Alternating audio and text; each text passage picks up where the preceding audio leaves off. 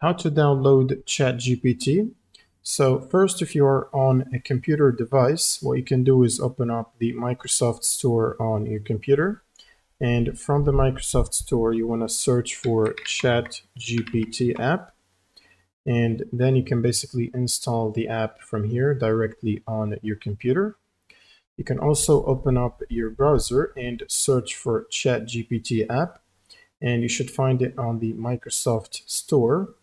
You can also find it on Google Play Store for Android devices or mobile devices that run Android.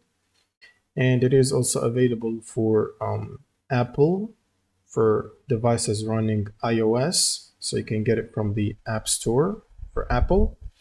And all you need to do is basically hit the install button or the download button on your device. And this should start downloading the app immediately.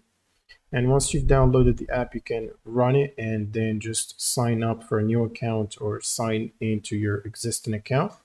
And you can start using ChatGPT. That's pretty much it for this video. If you have any questions, leave them in the comments below. And see you on the next one.